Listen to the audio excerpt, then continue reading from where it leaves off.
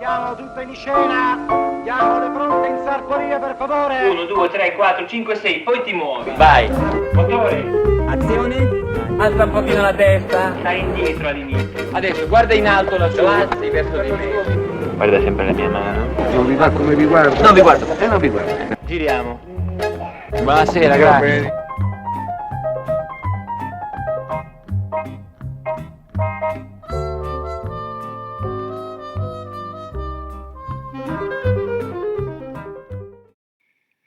Per iniziare questo racconto su Federico Fellini vorrei partire proprio dall'assegnazione dell'ultimo premio Oscar, il quinto, perché Federico Fellini, ricordiamolo, è l'unico regista al mondo ad aver ottenuto 5 premi Oscar, 4 per i suoi film e 1 alla carriera.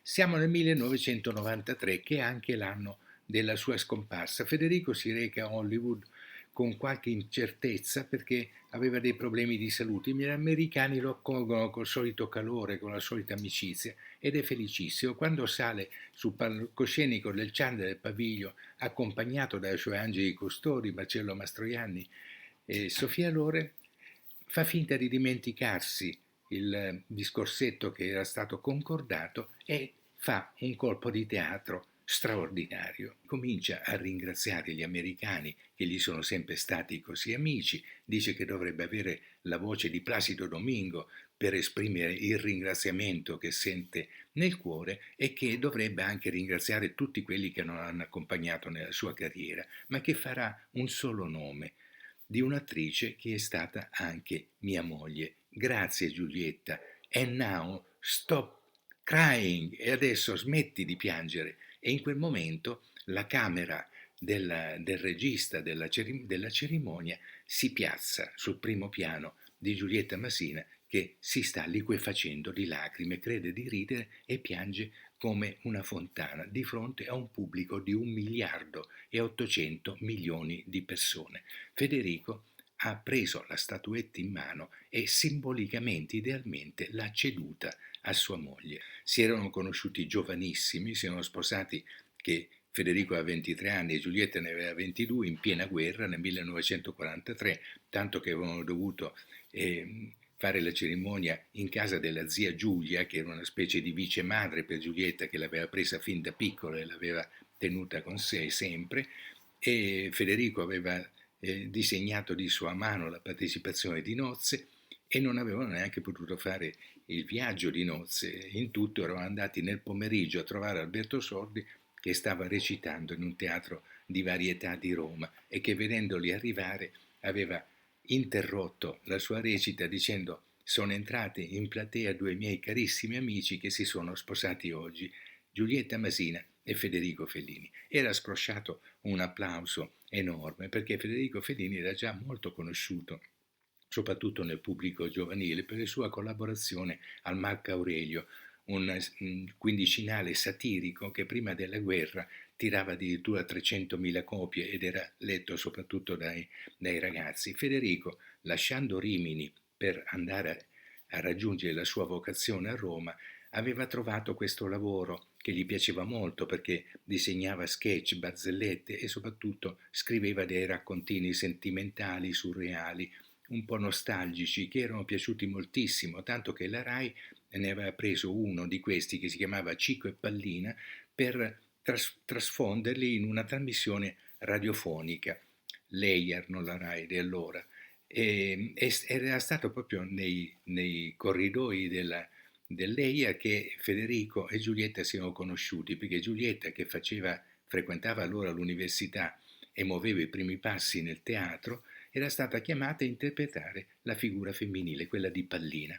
I due ragazzi si erano piaciuti, si erano sposati di lì a 6 mesi e era cominciata la loro vita cinematografica insieme, perché Federico intanto, con le sue battute, era stato chiamato a collaborare da Aldo Fabrizi, che era il comico più pagato, più celebre in quel momento, era diventato il suo gagman e poi aveva cominciato a scrivere le prime sceneggiature, anche sempre per film in cui era protagonista Fabrizi, come Campo dei Fiori, Avanti c'è posto, delle commedie sentimentali che avevano un enorme successo. E così, quando Roberto Rossellini aveva in mente di realizzare Roma città aperta e avrebbe voluto avere Fabrizi per interpretare la parte di Don Morosini, il prete che poi entra nella Resistenza e viene fucilato dai nazisti. È stato Federico a fare da tramite in questo e partecipa anche alla sceneggiatura, scrive la sceneggiatura con Sergio Amidei. Roma città aperta è il capostipite di questa nuova visione del mondo e del cinema che è il neorealismo, che diventerà famosissimo in tutto il mondo, e quindi anche lui entra nel cinema dalla porta principale. Comincia a fare il regista, prima con una regia a quattro mani insieme alla Tuada per un soggetto, una sceneggiatura scritto da lui che si chiama Luci del Varietà, sulle sue esperienze appunto teatrali accanto a Fabrizi, e poi con un film che è tratto addirittura da un soggetto da Michelangelo Antonioni che si chiama Lo sceicco bianco, il quale racconta invece il mondo dei fotoromanzi, una storia grottesca, finto tragica, di una coppia di sposini che va in viaggio di nozze a Roma, ma lei, appena arrivata alla pensione, lascia il marito per andare a incontrare segretamente lo sceicco bianco, il personaggio dei fotoromanzi di cui lei è innamorata. Insomma, una tragedia grottesca. Molto divertente, però il pubblico non apprezza il film. Si dice che non lo apprezzi perché c'è Alberto Sordi che interpreta appunto lo sceicco bianco, ma il film successivo, Federico, rivuole Alberto Sordi, e il film è I Vitelloni. È il film in cui lui racconta la sua gioventù, i vitelloni, cioè questi 5 amici che disperdono la loro vita in sciocchezze finché uno solo, Moraldo, una mattina prenderà il treno per voltare le spalle al borgo e inseguire la sua vocazione a Roma. È un film che avrà un enorme successo. A Venezia, al Festival di Venezia, guadagna il Leone d'Argento e Federico finalmente può avere la credibilità per realizzare il film che fin dall'inizio avrebbe voluto fare, che è La Strada. La Strada è un film stranissimo. In un momento in cui tutto il cinema italiano segue soltanto la corrente neorealista di impegno sociale, Federico si inventa quella che lui chiama una favola truce e propone una sua visione magica e favolistica del mondo. La Strada è la storia di 3 personaggi. Giulietta Masina dice sono tutte e 3 Fellini. La protagonista, Gelsomina, una ragazzina poverissima che vive in una capanna sulla spiaggia e viene raccolta da un girografo, da un saltimbanco protervo, durissimo, che è interpretato da Anthony Quinn, e che durante la storia invece incontra un terzo personaggio che si chiama Il Matto, interpretato da Richard Basert, che è un funambolo che cammina su una corda tesa fra due case, che ha delle alucce da angelo e che lei vede quasi come un angelo, e sarà lui a farle scoprire la natura divina dell'essere umano. Quando il Matto e Zampanò vengono alle mani e Zampanò viene portato in prigione perché ha tirato fuori il coltello, il Matto va a chiedere a Gelsomina di fare coppia insieme, di andare insieme per i circhi, girare l'Italia. Lei vorrebbe andare, però qualcosa la trattiene, qualcosa di misterioso la trattiene accanto a Zampanò, e il Matto capisce e dice: ma se non ci stai tu con Zampanò, ma chi ci sta? Raccoglie un sasso da terra e dice: vedi, noi veniamo al mondo ognuno con un suo compito. Se questo sasso non avesse nessun valore, non avrebbe valore neppure tutte le stelle che stanno in cielo, e glielo porge. Lei lo stringe e capisce in quel momento di avere un ruolo nel mondo, di avere un principio spirituale dentro se stessa. Si trasforma e capisce che il suo ruolo, la sua missione è quella di stare accanto a Zampanò. E forse questa è anche la missione di Giulietta accanto a Federico. Il film si conclude tragicamente, però alla fine vediamo che quando, mai ingrigito e stanco, Zampanò in un borgo di mare sente una giovane donna che, stendendo i panni, canta di gola il tema che Gelsomina suonava con la tromba. Le chiede: ma dove ha sentito questa musica? E lei le racconta che era arrivata una girovaga, una piccola girovaga che non parlava, non sapeva dove andare, dove veniva, si sedeva sul gradino della loro casa, le davano un piatto di minestra e quando c'era un po' di sole prendeva la tromba e suonava questo tema. E lui chiede: ma dove è andata? Dove la posso trovare E la ragazza dice: credo che è andata via, credo che sia morta. Zampano fa nel pomeriggio il suo numero al circos, credendoci sempre meno, e la notte lo troviamo che si muove come un orso sulla spiaggia, tutto vestito, entra in acqua, esce, non sa lui cosa fare, alza gli occhi al cielo, vede quel firmamento stellato e improvvisamente cade in ginocchio in singhiozzi.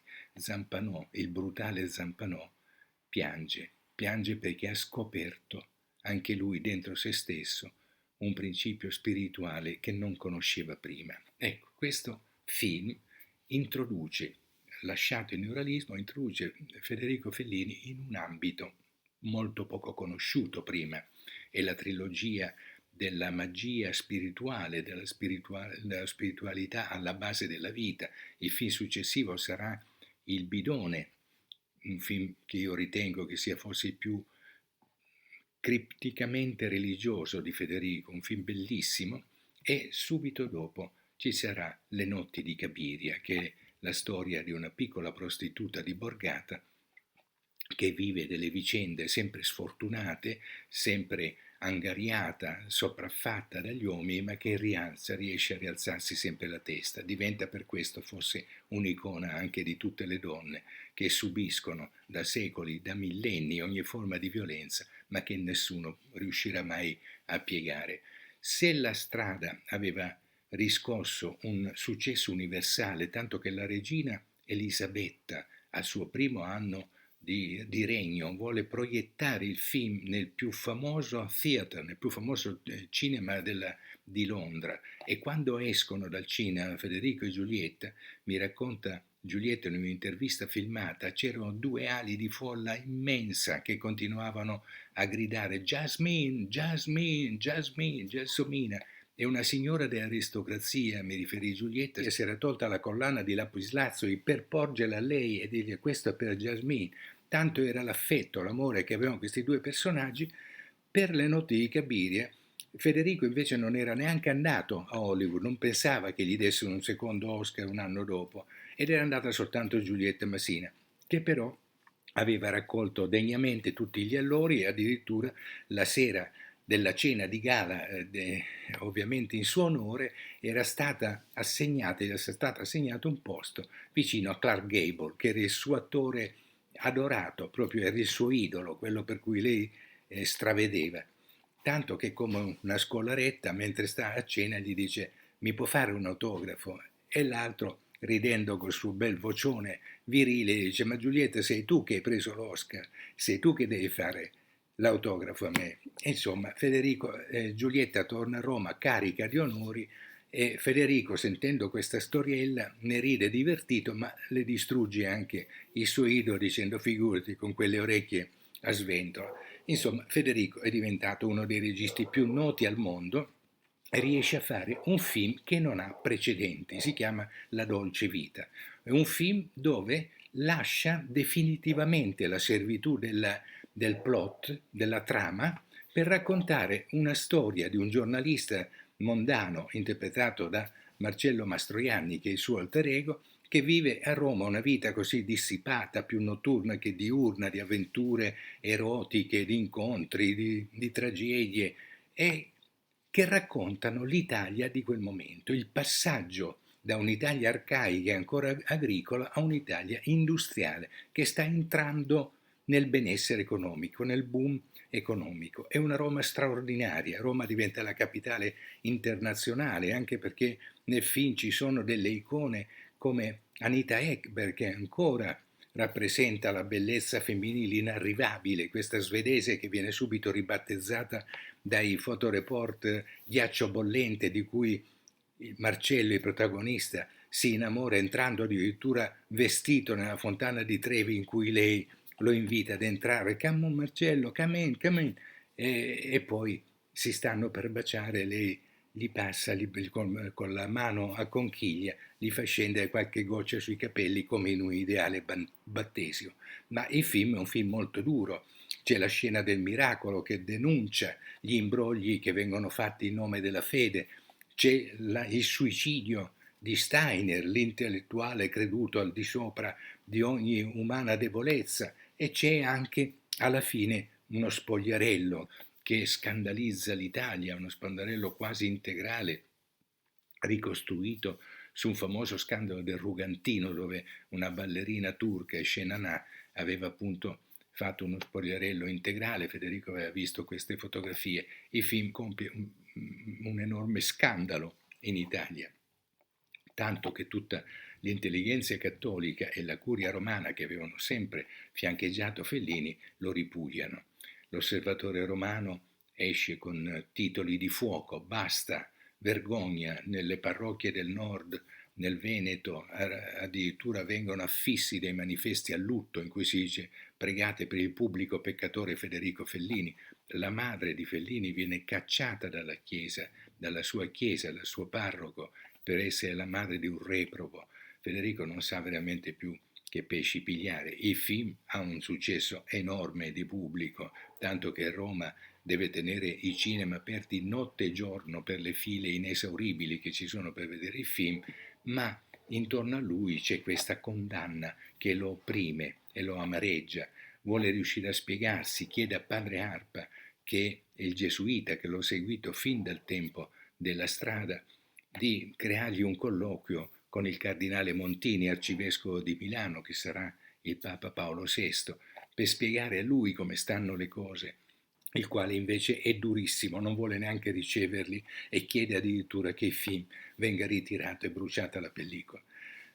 Federico farà un film satirico su questa ipocrisia, che si chiama appunto Le tentazioni del dottor Antonio, interpretato da Peppino De Filippo e ancora una volta da Anita Ekberg, e il film successivo però compie un passo in più, è la rivoluzione copernicana. Federico nel frattempo ha incontrato Ernst Bernhard, che è un allievo diretto di Carl Gustav Jung, il fondatore della psicologia analitica. Bernhard abita a Via Gregoriana a Roma. Federico lo conosce quasi per caso, ma non esiste il caso nella nostra vita, lo sappiamo, e Bernhard gli spalanca le porte della percezione, gli fa capire che insieme alla vita diurna c'è una vita notturna che non è meno importante, la vita del nostro inconscio, la vita dei sogni, tanto che Federico da quel momento comincia, in un librone di Gatta di Fabriano, a disegnare ogni mattina i sogni che ha durante la notte. Li disegna a colori, li riporta i dialoghi, a volte accenna anche all'interpretazione, ed è l'opera più straordinaria che abbiamo di Federico, privato, perché non esiste un equivalente al mondo, non solo di un individuo umano, ma addirittura di un artista di quel livello, che per 30 anni, dal 60 al 90, annota ogni mattina il teatrino onirico, ciò che è accaduto durante la notte. Federico con 8 e mezzo non solo abbandona la trama, come è stato per La dolce vita, ma addirittura rivessa dentro un film delle cose che non si erano mai viste prima: il sogno, la psicanalisi, l'autobiografia. Federico racconta senza pudore la sua storia, la moglie, l'amante, le fantasie erotiche, questo regista in crisi di ispirazione che va a rifugiarsi nelle terme di Chianciano per trovare una via d'uscita e non la trova nella sua confusione, ma alla fine, quando tutto è perduto, quando il film che lui dovrebbe girare è ormai caduto, il produttore non lo segue più, da solo sente che ha realizzato invece qualcosa di potente, cioè ha conosciuto se stesso, e dice: ma questa confusione sono io, non è io come vorrei essere o come vorrebbero gli altri, io come sono e non posso essere nessun altro. Perché, dice alla moglie, che intanto si è avvicinata alla sua macchina, lui è lì fermo al volante a fare queste considerazioni, invece c'è lei che lo sta ascoltando: come potrei guardare i tuoi occhi innocenti se non fossi fedele a me stesso? E dice la famosa frase: la vita è una festa, viviamola insieme. La moglie in quel momento parla, che è stata fino a quel momento immobile, silenziosa ad ascoltarlo, dice: io non so se quello che tu dici è vero, ma se mi aiuti possiamo provarci. Se mi aiuti possiamo provarci è la formula della coppia. Solo così la coppia potrà salvarsi. In quel momento, come se fosse stata adottata una formula magica, il mago Maurice, il mago degli esperimenti di telepatia, dei giochi di illusionismo che si facevano nel giardino del Grand Hotel per gli ospiti dell'albergo, arriva vestito in frac, gioioso, scintillante, dicendo il film riparte, accendete le luci. Il regista esce dalla macchina, trova il suo megafono appoggiato su una sedia, lo prende e comincia a dare ordini. E un piccolo bambino vestito di un frac bianco da mazziere che guida 3 o 4 musicisti da circo, in quel momento prende una tenda, la apre davanti a quella che era la rampa di lancio costruita per il film che non si farà più, da cui scendono tutti i personaggi del film. Non soltanto gli attori che hanno recitato nel film, ma anche quelli che non sono gli attori, i personaggi del film, ma sono soltanto le fantasie del protagonista, soltanto i suoi sogni. Sono centinaia di personaggi che quelli con cui l'artista vive in strettissimo contatto, le sue figure, le sue 1000 figure, la sua frantumazione speculare, che salendo su una passerella si mettono a fare questo bellissimo rondò sulla musica, sulla marcetta di Nino Rota, che diventa poi la sigla musicale di tutto il cinema. Guido e la moglie Luisa si prendono per mano e salgono anche loro sulla passerella, tenendosi per mano con tutti gli altri. Sono anche loro dei personaggi del film, a rappresentare, a dire, a dichiarare che l'unica possibile armonia è nell'arte. Soltanto nell'arte possiamo ricomporre i contrasti e comprenderci al di là di ogni pregiudizio. Fellini ha scavalcato le mura del cinema, è andato al di là, non solo è un autore, ma è un demiurgo, un creativo, è uno che lancia il cinema in una posizione che non ha mai avuto prima. Il cinema era intrattenimento, invece adesso il cinema è arte, alla pari con la letteratura, la pittura, la musica, la scultura, l'architettura, insomma è la settima arte di cui Federico è sicuramente il monarca. Essere entrato nel mondo sconosciuto dell'inconscio, quindi di un mondo che si svolge parallelo al nostro, però gli ha aperto altre curiosità che non riesce a fermare e vorrebbe ancora scavare nel mondo dei sogni e inventa un film per la moglie che si chiama Giulietta degli Spiriti, in cui vuole narrare la vita di una signora borghese inibita che viene assalita dai suoi fantasmi anche erotici, e di fianco a lei chiama Sandra Milo. Sandra Milo, che in 8 e mezzo aveva recitato la parte dell'amante del protagonista che si chiamava Guido, qui rappresenta la donna liberata, la donna sensuale, trasgressiva, e nel frattempo è diventata veramente l'amante di Federico Fellini. Però Federico Fellini riesce a mettere insieme moglie, amante e tutte le sue fantasie che attribuisce a Giulietta in questo film che la moglie dice di non aver mai capito durante la lavorazione, ma di aver capito soltanto molto dopo, in seguito. Giulietta degli Spiriti, che è il primo film a colori di Fellini, fra l'altro sgargiante, meraviglioso, con questa fotografia di Gianni Di Venanzo che è veramente irripetibile, non ha lo stesso successo di 8 e mezzo, forse perché è un pochino più difficile. In ogni caso a Federico questo non importa, ormai sa che la sua strada è quella della testimonianza d'autore. Un artista deve soltanto testimoniare se stesso, non ha compiti diversi nella vita, e su quella strada vuole andare a scoprire che cosa c'è al di là di quella parete di carta velina, come la chiamava lui, che ci separa dallo sconosciuto, da un mondo sconosciuto, e dalla quale qualche volta, quando c'è uno strappo, qualcosa trapela, un suono, una visione, un'immagine, una visitazione, vuole sapere che cosa c'è al di là, e inventa questo film intitolato Il viaggio di Giuseppe Mastorna, in cui si immagina un suonatore di violoncello che viene chiamato in un concerto da eseguire in una grande capitale del nord, prende l'aereo, ma durante il viaggio c'è una turbolenza. Le assistenti di volo dicono di allacciare le cinture di sicurezza perché si deve fare un atterraggio di fortuna, che avviene sul sagrato di fronte a una bellissima, immensa cattedrale gotica, forse la cattedrale di Colonia. Tutti i passeggeri escono dagli scivoli, c'è un'enorme confusione, non si trova un telefono per chiamare i propri cari, per avvisare quello che cosa è successo, e il protagonista improvvisamente comincia a incontrare delle persone, dei conoscenti, degli amici che però sono morti, e quindi capisce che non si è trattato di un atterraggio di fortuna, ma di un incidente aereo in cui ha perduto la vita e senza accorgersi è andato nell'aldilà. Quando sta per realizzare questo film sono già pronte alcune costruzioni negli studi e nei teatri di Posi della Pontina che sono di De Laurentiis. Federico si ammala all'improvviso. Nella sua stanza del residence all'Eur, dove ha preso alloggio per stare più vicino ai teatri di posa, cade in un deliquio, in uno svenimento da cui non si riprende. Lo portano di corsa con l'ambulanza in ospedale a Salvator Mundi e lì, circondato dai luminari di Roma, arriva persino l'archiatra pontificio, non si riesce a capire quale sia la sua malattia. Si pensa che sia un tumore all'ultimo stadio, mortale, da cui Federico non riuscirà a riprendersi.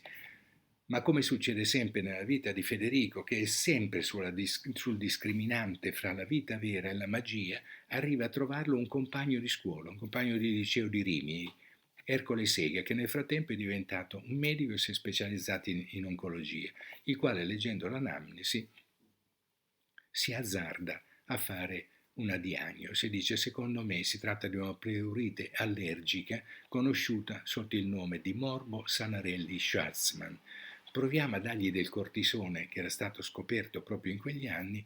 Se la malattia regredisce ce l'abbiamo fatta, altrimenti ci sarà la volontà di Dio. Provano col cortisone e Federico guarisce. Guarisce, ma resta come ferito da questo film che non ha fatto, il film sulla sconosciutezza. Accetta di dirigere un episodio di un film a più mani, prendendo un racconto di Edgar Allan Poe che si chiama Non scommettere la testa con il diavolo, che lui ribattezza con il nome del protagonista, Toby Dammit, che in americano insomma Damnit, che sia dannato, e racconta la storia di un attore inglese mezzo fumato, mezzo drogato, che viene chiamato in Italia a interpretare un western cattolico.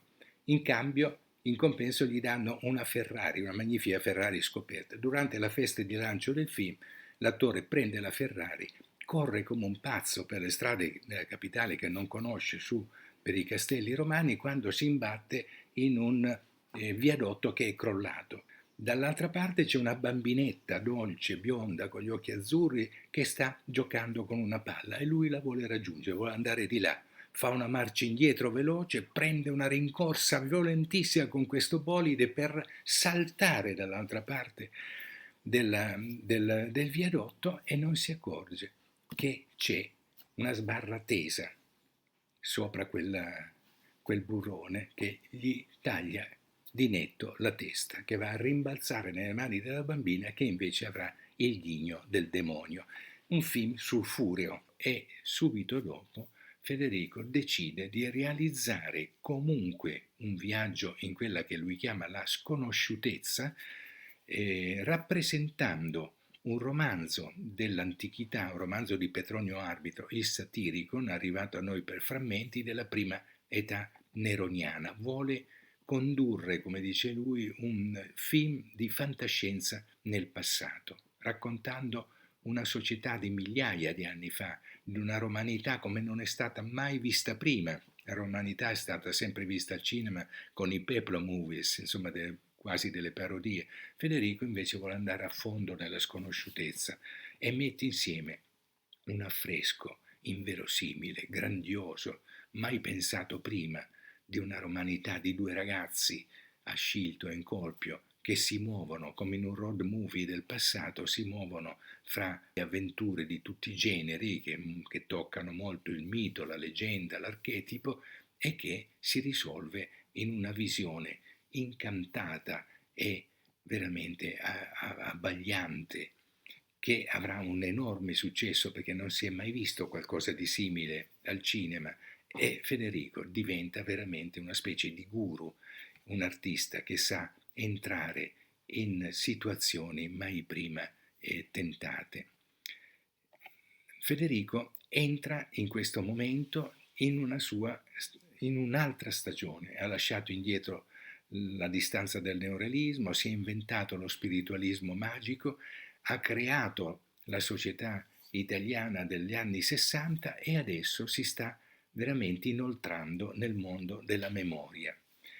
C'è la trilogia della memoria che parte con I Clown, un film dedicato al circo dove lui conosce la sua vocazione, la chiama addirittura l'annunciazione fatta a Federico, per passare a Roma, la città madre, non soltanto perché è la città che lo accoglie come madre, ma perché è la città della madre. Ida Barbiani era romana, la città dove si evolve e si afferma il suo talento, una Roma raccontata, anche quello in uno spirito assolutamente visionario e con delle sequenze di inenarrabili bellezza. Basti pensare all'invenzione del defilé ecclesiastico in cui Federico immagina una sfilata di moda per ecclesiastici in un palazzo patrizio del Vaticano, una cosa veramente che non conosce parole per essere raccontata. E subito dopo c'è Amarcord. Finalmente rientra nel borgo. Amarcord significa io mi ricordo il romagnolo, ma in questo suono sembrerebbe anche una cabola, sembrerebbe anche un abracadabra. Federico vuole entrare nella memoria inventata, come la chiama lui, raccontando la sua infanzia, raccontando il borgo, raccontando il fascismo, solo come poteva raccontarlo lui, con la verità di un poeta, e raccontando anche i primi turbamenti sessuali, raccontando quello che ognuno di noi ha vissuto nell'infanzia e che infatti tutto il mondo ritrova. Dovunque voi andate troverete qualcuno che dice Amarcord racconta la mia infanzia. Tant'è vero che Amarcord prende il 4° premio Oscar, il terzo era stato 8,5, il quarto è Amarcord. Siamo nel 73. Subito dopo Federico, in questa memoria inventata, accetta malvolentieri di interessarsi delle memorie di Giacomo Casanova. Gli americani trovano che l'abbinamento Federico Fellini-Casanova, questi due italiani di potente immaginazione, possano essere una specie di colpo al botteghino, insomma, cioè un incasso mai visto, ma Federico non accetta la visione che gli viene in qualche modo suggerita, che è quello di prendere attori di grande richiamo americani, non so, Paul Newman oppure Al Pacino, Marlon Brando. Gli altri pensano che lui possa tirar fuori un film erotico e gioioso, ma a Fellini non piace Casanova, ne legge le memorie, dice che si annoia a morte, che gli sembra l'elenco telefonico e soprattutto il personaggio così vitalistico, così pieno di sé, così trombonesco, gli sembra proprio insopportabile. Addirittura lo chiama, scrive nel pannello verde che c'è dietro di lui, lo chiama lo stronzone, non vuole neanche chiamarlo col suo nome, e non solo non vuole un attore americano di grido, ma per interpretarlo chiama Donald Sutherland, un attore che ha già lavorato in Italia, alto come Casanova, 1,92 m, per fargli interpretare un Casanova, come dice lui, che è un essere mai nato, imprigionato nel grembo materno da cui cerca di scalciare per essere, che è questa compulsione alla conquista delle donne, senza mai capire che cos'è poi il mondo femminile. E infatti, al termine del film, la sequenza finale, sulla laguna ghiacciata di Venezia, c'è Casanova che danza stringendo fra le braccia l'unica donna che forse ha amato e che è una bambola meccanica, una poupée mécanique, sulle note meravigliose di Nino Rota. Il film è una delle più alte vette che sia stato raggiunto nel cinema, per la fotografia di Peppino Rotunno, per i costumi e le scene di Danilo Donati. Veramente siamo a un livello artistico quasi inattingibile. Nonostante questo il film non ha successo, il pubblico vorrebbe trovarsi di fronte a una serie di avventure erotiche e giocose e si ritrova invece di fronte a un film che fornica proprio con la morte, che si intrattiene con la morte. ma subito dopo stiamo entrando in una fase importantissima per l'Italia e per Federico, che è un momento in cui la nostra nazione ha perso la testa.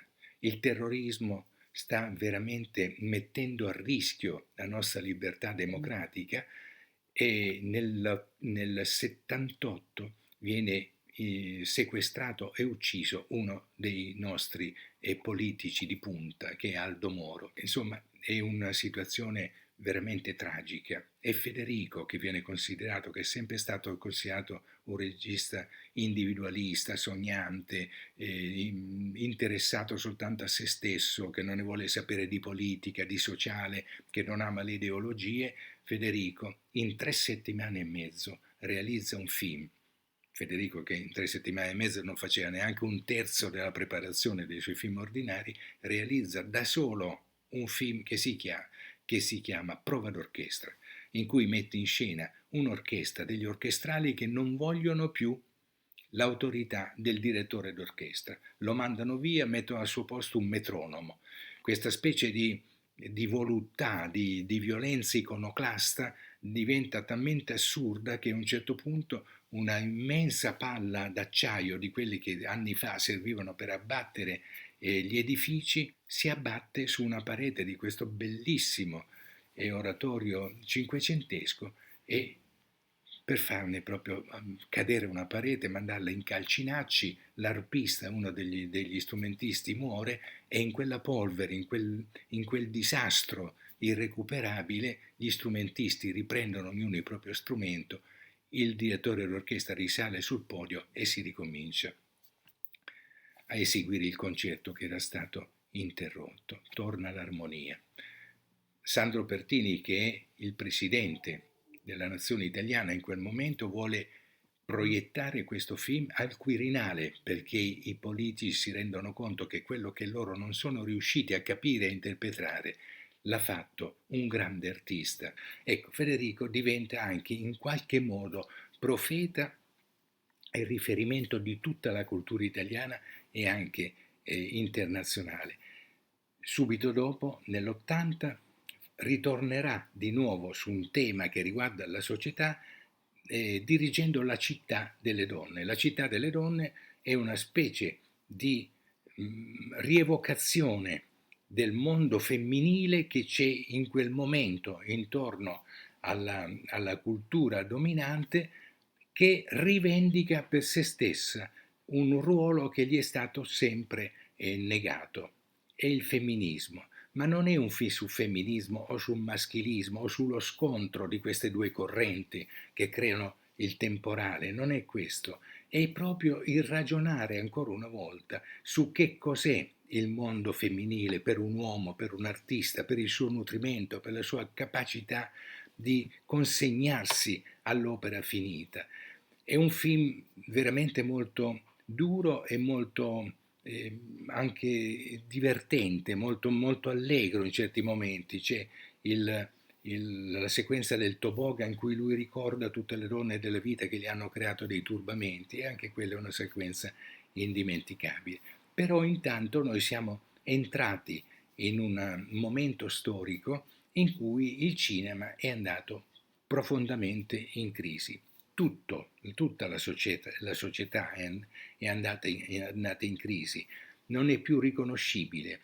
Federico inventa un film che si chiama E la nave va, da dove l'avrà preso non si sa, proprio veramente il prestigiatore che tira fuori il coniglio dal cilindro, probabilmente la sua capacità rabromantica immagina la guerra balcanica con 7-8 anni prima, inventando la storia di una crociera che raccoglie tutti i più grandi cantanti lirici, sovrintendenti di teatro e grandi giornalisti per andare a spargere le ceneri del soprano più sbalorditivo che ci sia stata nell'ambito dell'opera lirica nel mare Egeo. E lì c'è uno scontro fra questa nave innocente e invece il potere imperiale che vuole impedirle di raccogliere degli slavi che nelle scialuppe di salvataggio stanno cercando lo scampo alla vita. Quindi una cosa che anticipa anche quello che stiamo vivendo adesso. È quasi impensabile allora che ci saremmo trovati di fronte a quel mondo, eppure è stato così. Però per La nave va, Federico porta a conclusione un tema che gli è molto caro, ecco, il tema dell'illusionismo. Vuole dimostrare che il regista è un illusionista.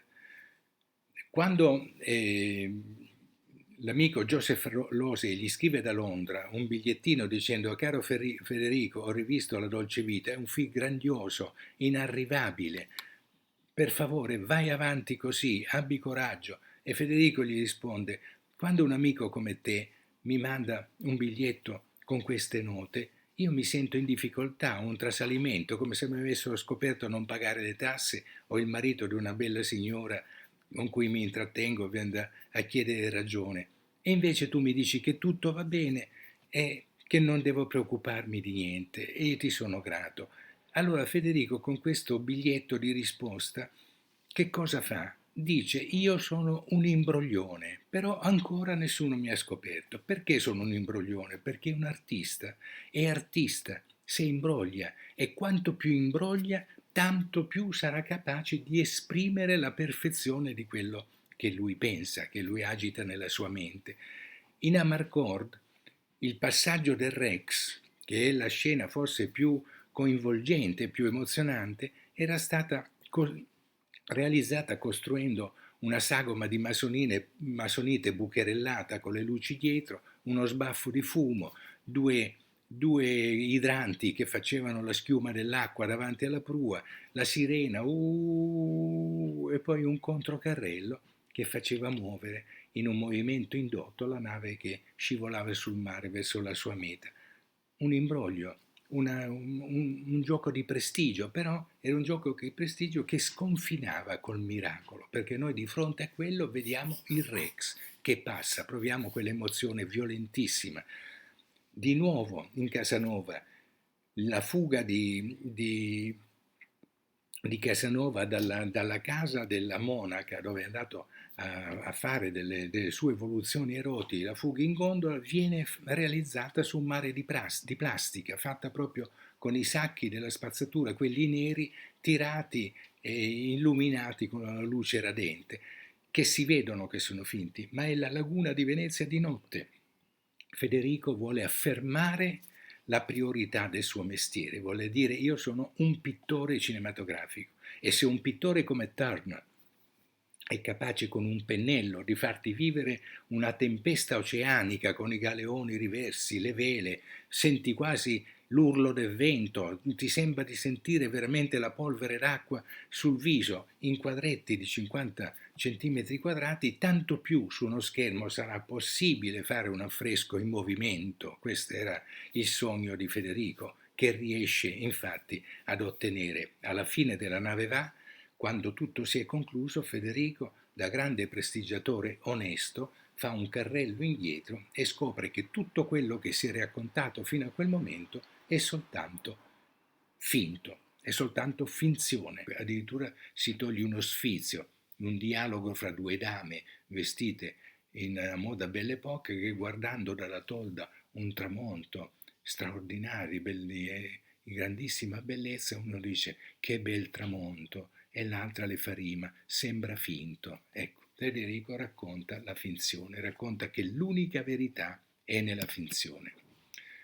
Dopo E la nave va, dedica un altro film a sua moglie e si chiama Ginger e Fred, chiama a recitare Giulietta Masina accanto a Marcello Mastroianni, che sarà ancora una volta il suo alter ego, addirittura, perché non ci sia confusione, gli mette in testa la sua cloche, il suo cappelletto inglese Piepoul che indossa normalmente. Vuole che Mastroianni sia lui stesso per raccontare il congedo di due Guitti che erano dei famosi ballerini di Tip Tap, per cui avevano presi in prestito dall'America questi due nomi, Ginger Rogers e Fred Astaire, e che vengono richiamati da una televisione privata, fra lo scherzo e la parodia, a ripresentare il loro numero. È un film di straordinaria malinconia, però che racconta in maniera spietata il mondo del nuovo spettacolo, dove non c'è più una sintassi, dove non c'è più una storia, ma c'è soltanto un'amalgama di immagini che passano continuamente come una cataratta su uno schermo e a cui non si può più, non c'è più la possibilità di contrapporre invece il mondo del cinema che richiede perfezione artistica. E questa denuncia è una denuncia molto forte che Federico compie in una società che però sta andando ormai da un'altra parte e che non può più fermare. Siamo nel 1985, 2 anni dopo, e realizza un altro film che si chiama Intervista, a cui ho avuto l'onore di partecipare come sceneggiatore, in cui vuole raccontare proprio invece il mondo del cinema, Cinecittà, che cos'è il cinema, che cos'è la fabbrica dei sogni. Lo racconta da una parte rivolgendosi indietro quando lui stesso, arrivando a Roma, per la prima volta entra dai cancelli di Cinecittà con l'emozione e il batticuore affidato al giovane Sergio Rubini che interpreta lui dagli inizi, e invece anche poi come città è adesso, dove è stata invasa dalla pubblicità televisiva e verrà snaturata in pochissimo tempo. Per finale c'è la metafora inventata, la metafora straordinaria di Fellini, dei cinematografari che si attendano sotto una tenda di cantinelle e celofan per aspettare all'alba quando ci sarà l'assalto degli indiani. Passano la notte così in attesa con i fucili a tappi, cantando, ragionando, dormendo, finché all'alba arriva un bolide di fuoco e si scatena dalle colline intorno all'accampamento l'attacco degli indiani che a cavallo compiono questo carosello attorno all'attendamento e impugnano al posto delle lance delle antenne televisive. Siamo arrivati quindi alla conclusione della storia. Il film successivo è il film del testamento, è il film testamentario. Si chiama La voce della luna. Federico vuole dare voce alla luna, vuole dare voce ai pozzi, vuole dare voci ai matti, a quelle persone che non hanno titolo nella nostra società, vuole combattere la società aggressiva con una società diversa, che ha un pensiero diverso e che si scontra con la prima società, se è vero che ci sono addirittura dei tecnocrati che pensano e realizzano di strappare la luna di Leopardi, l'astro d'argento, di strapparlo dal cielo per portarlo sulla terra e trasformarlo in un oggetto pubblicitario anche quello. È un film che racconta le lacerazioni della nostra società, veramente uno scontro potentissimo che chiama a interpretare 2 attori comici del momento, Roberto Benigni e Paolo Villaggio, 2 attori comici, 2 attori molto amati, che trasforma in 2 caratteri di straordinaria metaforicità, perché sono 2 matti, 2 disturbati, 2 persone che non hanno posto nella vita, che non possono trovare posto nella vita com'è, perché è una vita troppo frastornata, troppo assordata dal rumore, troppo imbruttita dalle scelte sociali che vengono fatte. Il film è veramente una poesia immensa che ci racconta la nostra vita con tanta amarezza ma anche con infinita poesia, e in cui c'è una raccomandazione finale, veramente il testamento del clown, una voce di Benigni che alla fine dice: se tutti facessimo un po' più di silenzio, forse qualcosa riusciremo a capire.